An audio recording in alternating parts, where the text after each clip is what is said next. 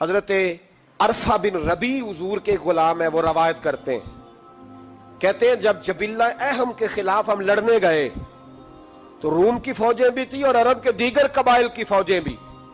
کہتے ہیں ہمارے سپہ سالار کا نام حضرت خالد بن ولید تھا، معمولی آدمی نہیں جسے نبی پاک نے فرمایا یہ اللہ کی تلوار ہے. سیف اللہ خالد بن ولید سپہ سالار تھے، لیکن کہتے ہیں کہ ہم نے ذرا سا حملہ کیا تو انہوں نے اتنی سخت ہم پر مزاحمت کی کہ مسلمان کہنے لگے آج بچ کے نہیں جائیں گے. کہتے ہیں ہم سارے حضرت خالد بن ولید کے قریب گئے، یہ کوئی ہم نے نہیں حوالہ لکھا، یہ تاریخ اسلام، ان کو سارے مسالک پڑھتے. کہا حضرت خالد بن ولید سے کہ حضور مسئلہ کیا ہے، کسی جنگ میں پیچھے نہیں اٹھے، آج کیا ہوا؟ جناب خالد بن ولید کہنے لگے میری ٹوپی گھر رہ گئی ہے. میری کوئی نہیں سمجھ آئی آپ کو؟ میری تو نے کہا حضرت صاحب ٹوپی ہم سے لے لیں. کہنے لگے وہ والی نہیں، میرے والی رہ گئی ہے. کہا ٹوپی کا جنگ سے کیا مطلب ہوا، تلوار سے کیا مطلب ہوا؟ تو آپ فرمانے لگے میں نے اپنی ٹوپی میں نبی پاک کے 3 بال مبارک سیے ہوئے ہیں، 3 منہ مبارک. امت غور کرے اس بات پر، 3 منہ مبارک ٹوپی کے اندر سیے ہوئے. فرمانے لگے تلواریں تو سب کے پاس ہیں، مجھ سے بہادر بہادر سیانے بندے بھی ہیں، پر جب میں حضور کے منہ مبارک سر پہ رکھ کے میدان میں نکلتا ہوں تو فرمایا پھر اللہ مجھے ہر میدان میں کامیابیاں عطا فرماتا ہے. یہ نظریہ دیکھو، عقیدہ دیکھو، تبرک کی کوئی نہیں، برکت کی کوئی نہیں. کہاں بیٹھ کے دین پڑھا ہے؟ یا ہمیں سمجھا لو یا پھر ہم سے ایک کام ضرور کرو بھائی، ایک طرف تو آؤ نا. حضرت خالد بن ولید کہنے لگے ٹوپی رہ گئی ہے. صحابہ دلیری دینے لگے کچھ نہیں ہوتا، قربان جائیں.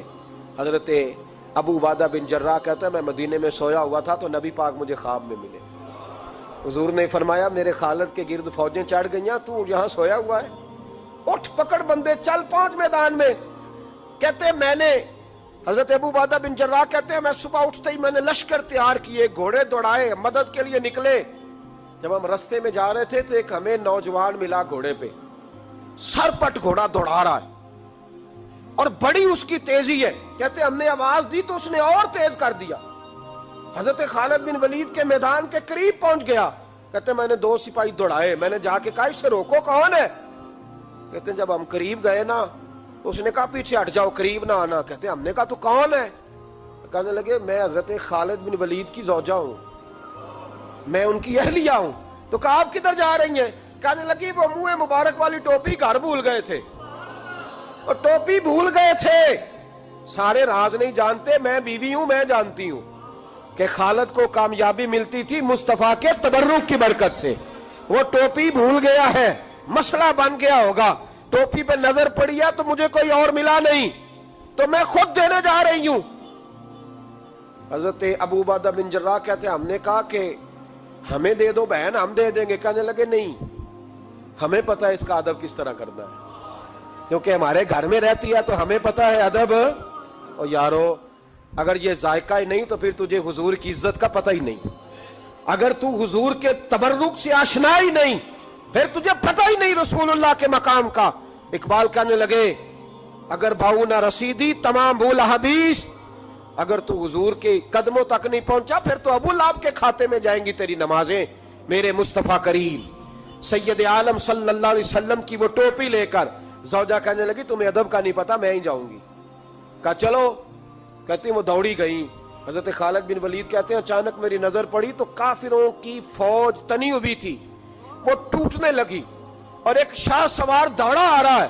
تو میں نے کہا یہ اکیلا جوان صفے کاٹتا آ رہا ہے، ہم لڑ رہے تھے تو یہ فوج ہم پر چڑھ آئی تھی، اکیلا جوان. کہتے ہیں جب وہ جوان قریب آیا تو حضرت خالد بن ولید کہنے لگے او جوان تو کون ہے، اکیلے نے سب کھول دی. تو کہتے ہیں زوجہ بول کے کہنے لگی نہیں مسئلہ جوان کا یا کمزور کا نہیں خالد، مسئلہ یہ ہے کہ ٹوپی آج میرے پاس ہے. مسئلہ یہ ہے کہ ٹوپی آج اصل شے میرے پاس ہے تو اس لیے صفے کاٹتی جا رہی ہوں، ورنہ مجھے تو چھری بڑی مشکل سے چلانی آتی ہے. ٹوپی آج میرے پاس ہے. یہ ہے ارض جنت، یہ طیبہ کی زمین ہے، جنت بھی یہی، مال کے جنت بھی یہی ہے. یہ میرے محبوب پاک کے تبرک کی برکت ہے. حضرت خالد بن ولید رضی اللہ تعالیٰ عنہ کو زوجہ کہنے لگی ٹوپی آ گئی ہے، ٹوپی آئی ہے تو سمجھ لو فتح بھی آ گئی ہے۔ حضرت خالد بن ولید نے ٹوپی پہنی، اتنی دیر میں حضرت ابو عبیدہ بن جراح بھی آ گئے، کہنے لگے تگڑے رہنا، پہنچ گئے ہیں۔ تو حضرت خالد بن ولید کہنے لگے نام بھی پہنچتے تو خیر تھی، اب مصطفیٰ کے بال مبارک پہنچ گئے، اب حضور کے منہ مبارک۔ او بھائیو یہ تبرک حضور جہاں رکے، صحیح بخاری، صحیح بخاری، صحیح بخاری حوالہ میرے ذمے۔ تو مسجد نبی کی دیوار نہیں نہ چومنے دیتا، تو حضرت حلیمہ کے گھر کا بوسہ نہیں نہ لینے دیتا۔ صحیح بخاری۔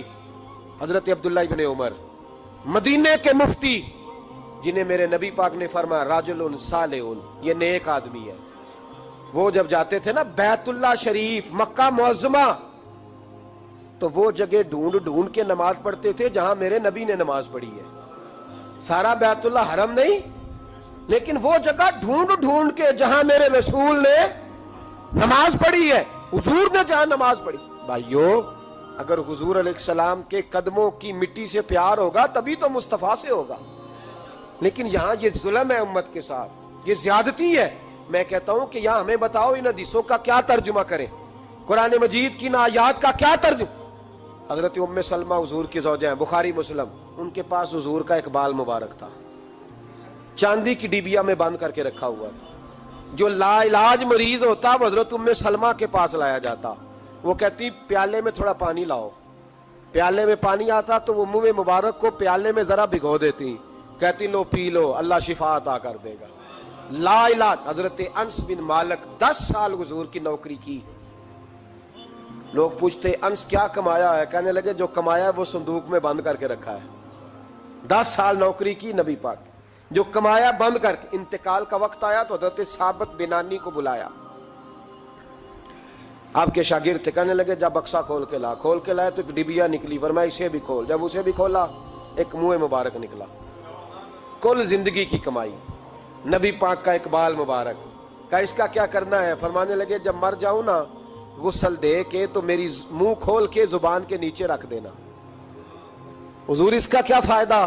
پر میں جب فرشتے حساب لینے آئیں گے، من ربو کا بولیں گے، پہلا لفظ کہنے کے لیے منہ کھولوں گا تو سامنے حضور کا منہ مبارک ہوگا۔ پسے مردن فرشتوں نے جو تلاشی لی تو کیا نکلا؟ فقط ایک دل کے گوشے سے خیال مصطفیٰ نکلا۔ اور میرے اعلیٰ حضرت مشورہ دیتے ہیں